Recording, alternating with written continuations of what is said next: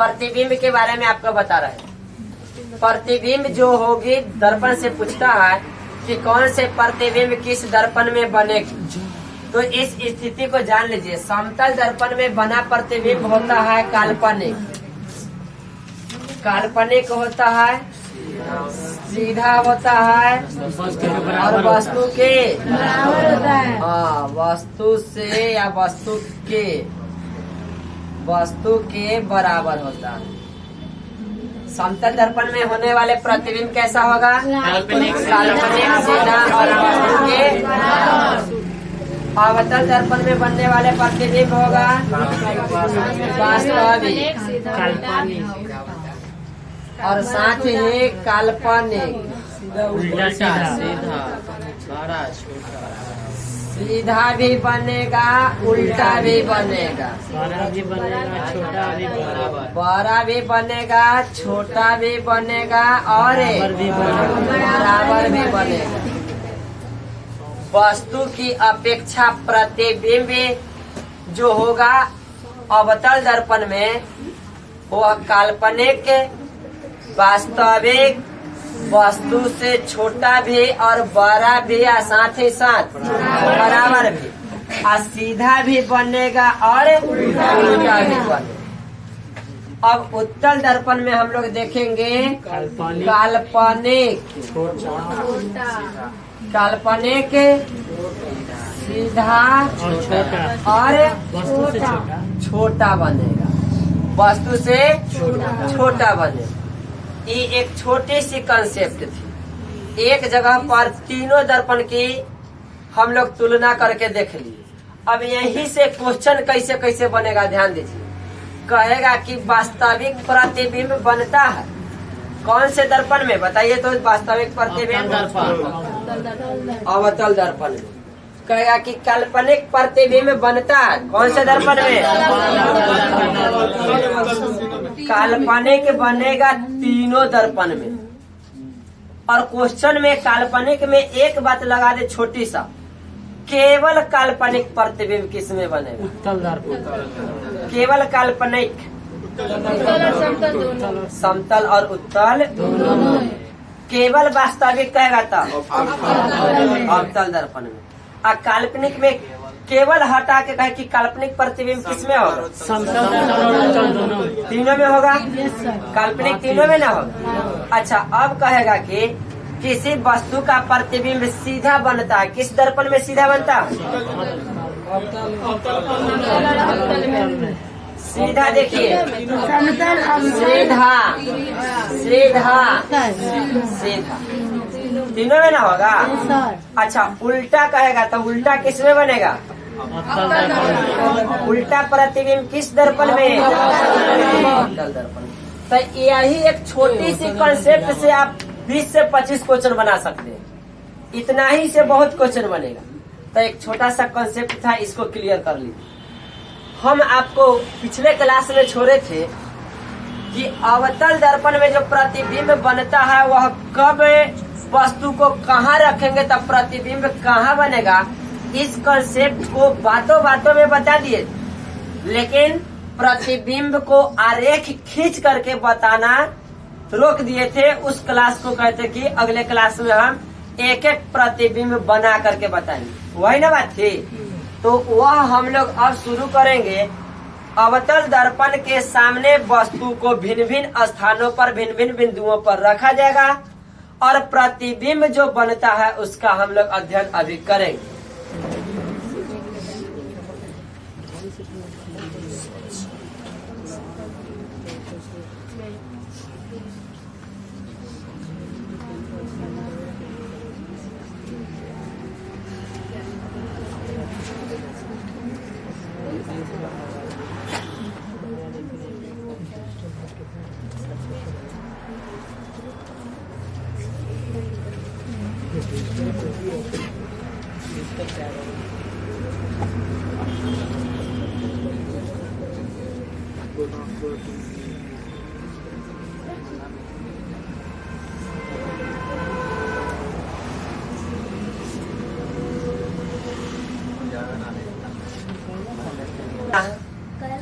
सुनिए, अवतल दर्पण के सामने भिन्न भिन्न बिंदुओं पर रखे वस्तुओं से प्रतिबिंब बनने का अध्ययन हम लोग को करना। तो देखिए, सबसे पहले एक अवतल दर्पण बना लेते हैं। क्या बना लेते हैं? अवतल दर्पण बना लेंगे। यह क्या हो गया? अवतल दर्पण के मुख्य अक्ष हो गया और यह बिंदु कहलाया ध्रुव कहलाया। अच्छा, स्थिति कई एक स्थिति थी, उनमें पहला स्थिति हम लोग देखते हैं 1 नंबर में, जब वस्तु अनंत पर हो। कहाँ हो? अनंत पर हो। जब वस्तु अनंत पर स्थित रहेगी तो इसका प्रतिबिंब कैसे बने? अनंत मतलब दर्पण से बहुत दूर। अब बहुत दूरी में यदि कोई वस्तु है तो उससे अनगिनते किरणें आ सकती है दर्पण पर। एक यह किरण बहुत दूर से आती हुई प्रतीत होती है, मतलब कि आ रही है। एक किरण को हम लाए इधर से अनंत से, अनंत से आई किरण तो यह कहलाएगी आपतित किरण। और हम बताए हैं कि इसकी दिशा देख रहे हैं, मुख्य अक्ष के समांतर आ रही है। मुख्य अक्ष के समांतर आने वाले किरणों का परावर्तन की दिशा होती है फोकस से। तो इसको यहाँ से हम लोग इस दिशा में परावर्तित कर देंगे। ये चली गई। एक दूसरी किरण इसी तरह से हम लोग फिर से इधर से यदि लाते हैं, इधर से अनंत से कोई दूसरी किरण आ रही है यहाँ पे दर्पण पर, तो यह भी मुख्य अक्ष के समांतर आई। इसका भी परावर्तन होगा फोकस की दिशा से। तो इसका यहाँ पर आई है, दर्पण के इस बिंदु पर आई है, यहाँ से परावर्तित होकर के ऐसे चले जाएगी। ये परावर्तित किरण हो, यह आपतित किरण थी। दोनों स्थिति में दोनों किरण को देखे कि दोनों किरण कहाँ से गई? फोकस से आई थी। दोनों किरण कहाँ से? अनंत से। कहाँ से आई थी? अनंत से आई या कहाँ से होकर के गई? फोकस से होकर के गई। तो जहाँ पर यह दोनों परावर्तित किरणें एक दूसरे से मिलती है, उसी बिंदु पे प्रतिबिंब का निर्माण होता है। प्रतिबिंब कहते किसे? दर्पण से परावर्तन के बाद परावर्तित किरणें आपस में जिस बिंदु पर मिलती है, वह बिंदु प्रतिबिंब का बिंदु कहलाता है और उसी बिंदु पर प्रतिबिंब का निर्माण होता है। कब? दर्पण से परावर्तित होने के बाद। तो देखिए, यह किरण आई दर्पण पे परावर्तित हो गई, यह किरण आई परावर्तित हो गई और दोनों एक बिंदु पर मिली। तो यह बिंदु क्या कहलाया? फोकस बिंदु। अच्छा, यहाँ पर मिला तो प्रतिबिंब यही न बनेगा। अब वस्तु अनंत पर रखा हुआ था तो प्रतिबिंब कहाँ बना? फोकस पर। वस्तु अनंत पर कहीं इस तरह से रहा होगा और इसका प्रतिबिंब यहाँ पर बहुत ही छोटा बना। फोकस पर बना लेकिन बहुत ही छोटा बना। प्रतिबिंब कितना बड़ा बनेगा? बहुत ही छोटा। तो एक स्थिति क्या देखे कि जब वस्तु अनंत पर स्थित होगी तो उसका प्रतिबिंब जो बनेगा उसका किरण आरेख यही होगा। अब वस्तु अनंत और वक्रता केंद्र के बीच होगी तो प्रतिबिंब कब कैसा बनेगा? तो सबसे पहले तो हम सब एक अवतल दर्पण बना लेंगे। सबसे पहला काम क्या करेंगे? अवतल दर्पण बना लेंगे। मुख्य अक्ष बना करके P बना दिए। अब सुनिए, बस यहाँ पर हम एक बिंदु बना दिए फोकस और एक बिंदु बना दिए वक्रता केंद्र। अब ये अनंत इधर हो जाएगा, यहाँ पर हम वस्तु को रख दिए। वस्तु को रख दिए। अब सुनिए, वस्तु को कहाँ रखे? अनंत और वक्रता केंद्र के बीच रख दिए ना। अब यहाँ से हम लोग प्रतिबिंब की गणना करेंगे तो एक किरण सीधे लाएंगे मुख्य अक्ष के समांतर। तो मुख्य अक्ष के समांतर आई है तो कहाँ से जाएगी? ये आपतित किरण आई, परावर्तित किरण हो गई। दूसरा किरण हम लोग लाएंगे कहाँ से? सेंटर से। सेंटर से लाएंगे कहाँ पे? दर्पण पे। कहाँ से लाएंगे? सेंटर से। तो ये आपतित किरण है और ये परावर्तित किरण भी है कि नहीं? वही आपतित किरण और वही परावर्तित किरण। अब यहाँ पर ध्यान दीजिए, यह किरण जो आई तो दर्पण से इस रास्ते से जा रही है तो ये तो हो गई परावर्तित किरण। और ये केंद्र से आई है तो इसका परावर्तन केंद्र से न हो रहा। तो दोनों इस दर्पण से लौट करके यहाँ आई और यह दर्पण से लौट करके यहाँ आई, तो मिलन बिंदु यह ना हुआ। तो इस स्थिति में प्रतिबिंब बन रहा है ये वाला फोकस और वक्रता केंद्र के बीच में। प्रतिबिंब कहाँ बन रहा है? फोकस और वक्रता केंद्र के बीच में। बताइए, वस्तु के अपेक्षा छोटा है कि वस्तु से बड़ा? छोटा है। वस्तु से छोटा है। वस्तु के माथा ऊपर है और पैर नीचे है। ये वस्तु के प्रतिबिंब के माथा नीचे हो जाएगा, पैर ऊपर हो जाएगा। यहाँ पर लिखेंगे ए बी, वस्तु है ए बी, तो ये बन जाएगा बी ए, ये बनेगा बी ए। तो प्रतिबिंब की स्थिति देखे, वस्तु को रखे अनंत और वक्रता केंद्र के बीच में, प्रतिबिंब बना फोकस और वक्रता केंद्र के बीच में, वस्तु से छोटा, उल्टा, वास्तविक। तीसरा स्थिति क्या बताया? जब वस्तु को कहाँ रख दिया हम सब? वक्रता केंद्र मतलब सी पर। सी पर रखेंगे तब देखिए इतना अवतल दर्पण बन गया, ध्रुव बन गया, एगो यहाँ पर फोकस बना दिए और यहाँ पर वक्रता केंद्र सी बना दिए। वस्तु को कहाँ रख देंगे हम सब? वक्रता केंद्र पर। एकदम बढ़िया से ध्यान से सुनिए, वस्तु को रख दिए वक्रता। आपको ऐसे हम कंसेप्ट में बता दिए हैं कि केंद्र पर यदि वस्तु रहे तो प्रतिबिंब कहाँ बनेगा? केंद्र पर। और जितना को वस्तु रहेगा उतने को प्रतिबिंब बनेगा। अब रियल में हम लोग को देखना है कि सही में उतने को बनता है कि बड़ा छोटा हो जाता है। देखिए, वस्तु रखे, एक हम लोग किरण गुजार देंगे वस्तु से मुख्य अक्ष के समांतर। मुख्य अक्ष के समांतर आ जाने वाले किरणों का परावर्तन फोकस की दिशा से होती है। किस दिशा से होती है? फोकस की दिशा से होती है। चलिए, ये हो गया परावर्तित किरण, ये हो गया आपतित। एक किरण हम लोग दर्पण पर गुजारेंगे फोकस की दिशा से। किस दिशा से? फोकस की दिशा से। तो फोकस की दिशा से हम दर्पण पर ले जाएंगे तो आपको पता है कि फोकस की दिशा में आने वाली किरणों का परावर्तन मुख्य अक्ष के समांतर होता है। तो यह परावर्तित होकर के मुख्य अक्ष के समांतर चलेगा। या दोनों कहाँ पे मिली? इस बिंदु पर मिली। तो इस बिंदु पर क्या बन गया? प्रतिबिंब बन गया।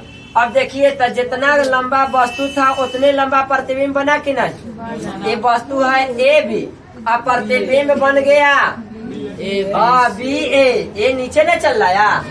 तो वस्तु का जो प्रतिबिंब बना, यह प्रतिबिंब केंद्र पर यदि वस्तु हो तो प्रतिबिंब केंद्र पर ही बनेगा, वास्तविक बनेगा और वस्तु के बराबर बनेगा। तो यह हम लोग देख लिए। तीसरा स्थिति, जब वस्तु कहाँ रहेगी? वक्रता केंद्र पर, तब प्रतिबिंब कहाँ बनेगा?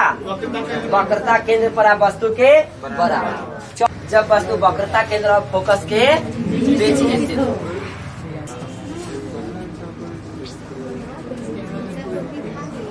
जूली तो ये सब घोर के पी ले।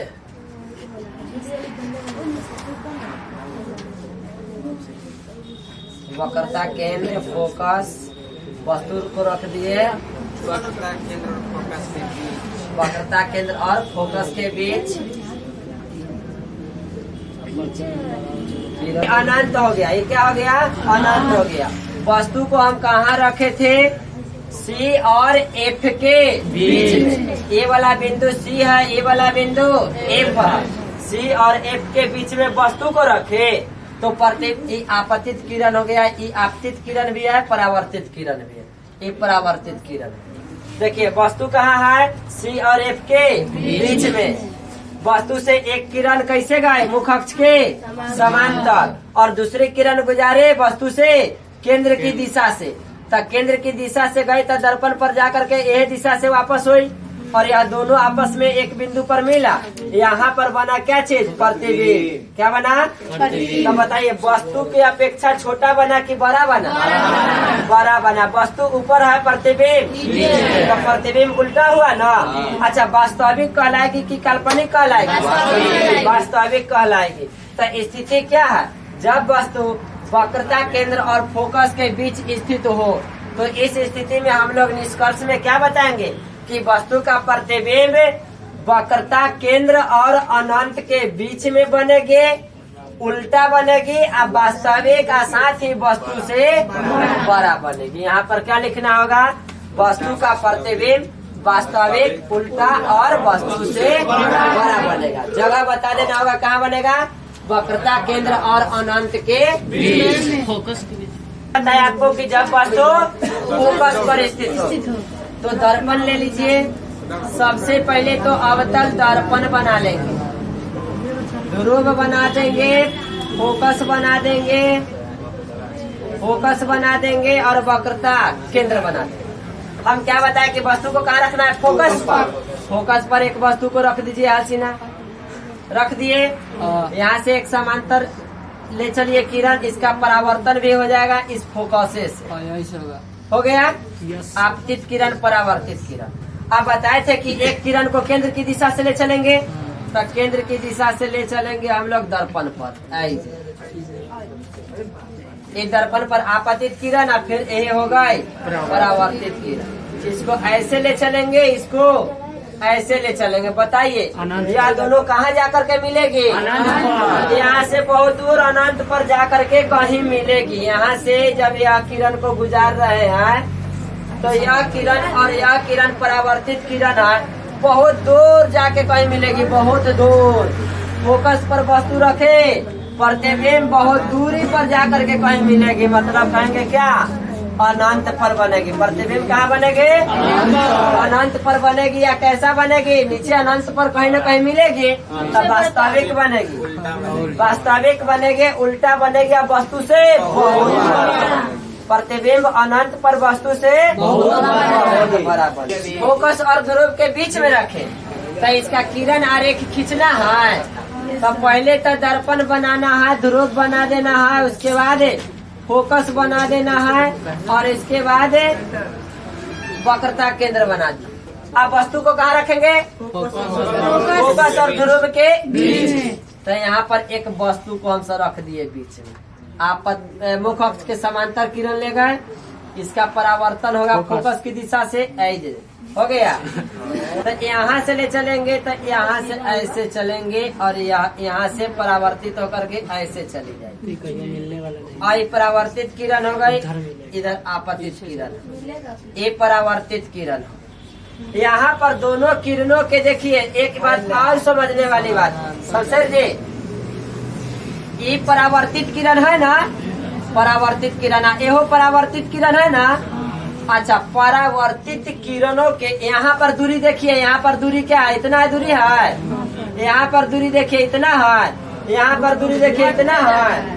मतलब दर्पण से परावर्तन के बाद यह दोनों किरणें निकलती है तो दोनों के बीच की दूरियां तब जिसके बीच की दूरी बढ़ रही है और निरंतर बढ़ते जा रही है तो वह आगे जाकर के कितना दूरी पर एक दूसरे से मिलेगी? नहीं मिलेगी, कहीं संभव नहीं है। जब चलना शुरू किया, दूरियां है और चल रहा है, ऐसा चल रहा है कि प्रतीत होता है कि धीरे धीरे धीरे धीरे दोनों के बीच की दूरी घटते जाता। तो घटते जाएगा तो कहीं न कहीं एक बिंदु पर जाके वो निश्चित है कि मिलेगी।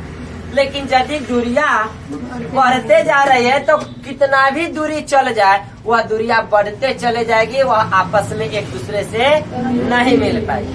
अब परावर्तित किरण जब नहीं मिल पाएगी तब प्रतिबिंब का निर्माण नहीं होगा। तो इस स्थिति में यह देखा गया कि इधर तो बढ़ने से दूरियां बढ़ रही है, लेकिन जब इसके पीछे की ओर जाते हैं तो देख रहे हैं कि दूरियां घट रही है। इसका मतलब और पीछे जाएंगे तब पता चलेगा कि दोनों एक कहीं पे सटा हुआ। तो इस परावर्तित किरण को पीछे की ओर यदि ले जाकर के हम सब देखते हैं ऐसे, और यह भी परावर्तित किरण को पीछे की ओर ऐसे ले जाते हैं तो पता चलता है कि दोनों परावर्तित किरण पीछे एक बिंदु से कहीं मिल रही है। होता है कि नहीं? अब यह घटना को हम लोग देख नहीं रहे, काहे कि इतने पेंटिंग कैल, अब पेंटिंग के पीछे की घटना इसे इधर से देख नहीं रहे, लेकिन कल्पना किया जा रहा है कि कहीं एक बिंदु से ना निकल करके ये दोनों किरण ऐसे आई और ऐसे फैलते चले गए। तो यह जो कल्पना हुआ यही प्रतिबिंब बना। और यही प्रतिबिंब कहलाएगा काल्पनिक प्रतिबिंब। काल्पनिक प्रतिबिंब किधर बना? दर्पण से पीछे। वस्तु के साइज की अपेक्षा बड़ा। वास्तविक की काल्पनिक, उल्टा की सीधा। हाँ, मुख्य अक्ष के ऊपर में वस्तु है, प्रतिबिंब भी मुख्य अक्ष के ऊपर है। तो स्थिति क्या हम लोग याद करेंगे कि यदि वस्तु फोकस और ध्रुव के बीच में रहेगी तो उसका प्रतिबिंब दर्पण के पीछे, काल्पनिक, सीधा और वस्तु से बड़ा। कोई दिक्कत? समझ में आ गया? तो अवतल दर्पण की स्थिति को हम लोग देखें। अब देखना है हम लोग को क्या? उत्तल दर्पण की स्थिति। अब टॉपिक आ गया क्या? उत्तल दर्पण। उत्तल दर्पण के सामने वस्तु को रखने से प्रतिबिंब की स्थिति। बउआ सब लोग का ध्यान एक बार बोर्ड पर आ जाना चाहिए। एक बार ध्यान बोर्ड पर। पन्नी को कंसेप्ट है, छोटा कंसेप्ट है, सीख ही के जाना है। इसमें कोई कंप्रोमाइज नहीं, कोई कंप्रोमाइज नहीं। बहुत सुंदर क्वेश्चन है, देख लीजिए। उत्तल दर्पण है। कैसा दर्पण है? दर्पण उत्तल है क्या? तल। उत्तल दर्पण है। तो इसमें जो वस्तु रखेंगे एवं में यदि कहने के लिए जैसे अवतल दर्पण जैसा होता है, इसमें भी 6 स्थितियां होगी।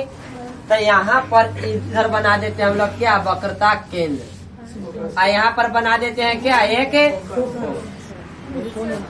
इसमें भी हम लोग रखे, यहाँ पर बना देते हैं पोल। बाहर होगा, ध्यान दे ले। सुनिए, ये इधर में बना दिया हम लोग क्या? अनंत। तो वस्तु को एक बार रखते हैं अनंत पर। कहाँ रखेंगे हम लोग वस्तु को? अनंत पर। वस्तु को कहाँ रखेंगे? अनंत पर न रखा है वस्तु अंदर कि गलत है? ये सही है। अच्छा, तो इस दोनों सही है। इन्हें अनंत बना देते हैं क्या? अब वस्तु को इधरे रख देते हैं। अच्छा, ऐसा बात क्या है? आप लोग कहे कि इन्हें न रखाएगा, इन्हें रखाएगा। वस्तु रखाएगा दर्पण के आगे, जिन्हें पेंट न कैला उनने की पेंट कैला उनने। इधर तक पेंट कैला, एक पीछे हम रख दिए वस्तु। तो इसका कोई प्रभाव होगा? कोई प्रतिक्रिया होगा? वस्तु रखाएगा इधर में, कहाँ पे? दर्पण के परावर्तक सतह की तरफ। और रख दिए किस जगह पे? अनंत पे। कहाँ रख दिए? अनंत पे। अनंत पे जब वस्तु रखेंगे तो इसका प्रतिबिंब कैसे बनेगा से देखिए, सुनिए बढ़िया से, ध्यान से। अनंत पर वस्तु रहेगी तब प्रतिबिंब फोकस पर बनेगा, इतना जानते हैं। गोलीय दर्पण में यदि वस्तु हो अनंत पर तो प्रतिबिंब बनेगी फोकस पर। अब अनंत पर वस्तु को रख दिए, आ गया ऐसा ही है। इधर से आ गया एक प्रकाश की किरण आ गई दर्पण पर, आ गए। अब बताइए इसको छेद करके इन्ने तो नहीं जाएगी? तो इन्ने नहीं जाएगी तो इसका परावर्तन इन्ने हो जाएगा। उत्तल दर्पण में परावर्तन मुख्य अक्ष के समांतर आई है तब फोकस की दिशा में नहीं जाएगी कि जाएगी? जाएगी। मुख्य अक्ष के समांतर आने वाले किरणों का परावर्तन फोकस की दिशा में होती है। तब फोकस तय करेंगे है, ये नहीं है तो कैसे हो? कल्पना किया जाएगा। इधर है ना फोकस, तो इस फोकस पर ले जाने के लिए कल्पना किया जाएगा। तो इसको भेजना पड़ेगा ऊपर। ऊपर जब गया तब यहाँ से इसका कल्पना किया जाएगा कि यह कहाँ से निकल के जा रही है? फोकस से। कहाँ से निकल के जा रही है? एक किरण और हम इधर से यदि लाते हैं, एक और प्रकाश की किरण यदि हम लाते हैं इस तरह से, तो इसका परावर्तन भी हो जाएगा इस तरह से। और यह भी परावर्तन के बाद यहाँ से ऐसे, सॉरी, इसका परावर्तन गलत दिशा में हो गया। इसको पहले या फोकस से निकल के जाता हुआ प्रतीत होगा तो इसका परावर्तन हम लोग ऐसे करा देंगे या परावर्तित होगा। नीचे से यदि कोई प्रकाश की किरण दर्पण पर आ रही है तो इसका परावर्तन इस दिशा में करा देंगे, या आपतित किरण, परावर्तित किरण, और यह पता चलेगा कि पीछे किसी बिंदु स्रोत से निकल करके आ रही है। यदि और कोई प्रकाश की किरण लाते हैं तो यह भी पता चलेगा कि इसी तरह से कहीं से निकल करके आ रही है, इसका परावर्तन इस दिशा में हो जाएगा। तो उत्तल दर्पण में हम लोग देख लिए प्रतिबिंब कहाँ बनना, फोकस पर, वस्तु अनंत पर रहेगी, बहुत सारी किरणें दर्पण पे आएगी, सभी के परावर्तन करा करके कल्पना किया जाएगा कि सभी परावर्तित किरणें कोई पीछे एक कोई बिंदु से निकल करके आ रही है और वह बिंदु क्या होगी, फोकस। तो इसीलिए फोकस पर जो प्रतिबिंब होता है बहुत छोटा होता है, बहुत छोटा, नाम मात्र का यहाँ पर प्रतिबिंब बनता है।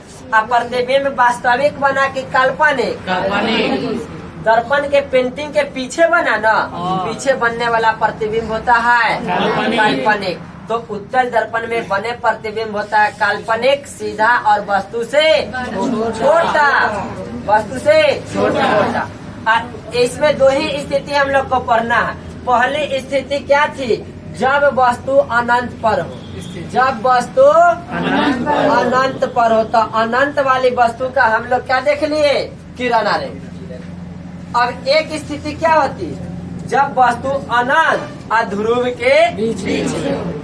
बस दो स्थिति उत्तल दर्पण की महत्वपूर्ण है और यही दो स्थिति को हम लोग को देखना है। ये कंप्लीट हो गया, किरण आरेख माइंड में सेट हो गया, कॉपी में सेट नहीं करना।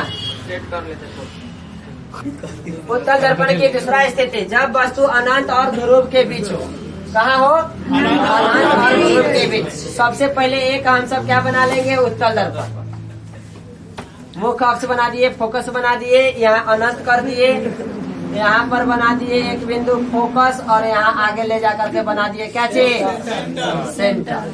अब देखिए वस्तु अनंत और ध्रुव के बीच में, वस्तु अनंत और ध्रुव के बीच में किरण गुजार दिए, एक किरण यहाँ से, अब एक किरण यहाँ से आई तो यह ऊपर की तरफ चली जाएगी, इस पता चलेगा कि यहाँ से कहीं से निकल के जा रही है तो यहाँ पर फोकस हो गया। और दूसरा किरण आपको हम बताए हैं कि किस दिशा से जाएगी, केंद्र की दिशा से। किस दिशा से, केंद्र की दिशा से यदि ले चलते हैं तो यहाँ से केंद्र की दिशा में ले चलने के लिए एक किरण हम लोग ऐसे लाए, यहाँ से आप पता चलेगा कि कहाँ से जा रही है, निकल के केंद्र से निकल के जा रही है। यहाँ तक तो सीधे आई और सीधे आई और फिर यहाँ से यह इसी रास्ते से परावर्तित भी हो गई। तो ये परावर्तित किरण, आपतित किरण, परावर्तित किरण दोनों कहाँ पर मिला, यहाँ पर मिला। यह इधर से और यह इधर से, यहाँ पर दोनों मिल गया तो यहाँ पर बन गया क्या चीज, प्रतिबिंब। यह क्या बना, ए और बी हुआ तो यहाँ भी ए और बी होगा। अब देखिए वस्तु से, अब वस्तु की अपेक्षा छोटा बना ना, दर्पण के पीछे बना ना, तो हम लोग उत्तल दर्पण में कहेंगे कि वस्तु अनंत और ध्रुव के बीच में वस्तु रखी जाए तो प्रतिबिंब बनेगा ध्रुव और फोकस के बीच में। वस्तु से छोटा, सीधा, काल्पनिक। क्या क्या कहेंगे, छोटा, सीधा, काल्पनिक। वस्तु से छोटा, सीधा, काल्पनिक। और जगह कहाँ कहेंगे, ध्रुव और फोकस के बीच। कहाँ बनेगे, ध्रुव और फोकस के बीच। तब हुआ आज का क्लास में मुख्य रूप से हम लोग क्या देखे, अवतल दर्पण, उत्तल दर्पण में जो भी स्थितियां होती है प्रतिबिंब बनने की, उन सभी स्थितियों में प्रतिबिंब का किरण आरेख देख लिए, कंप्लीट हो गया।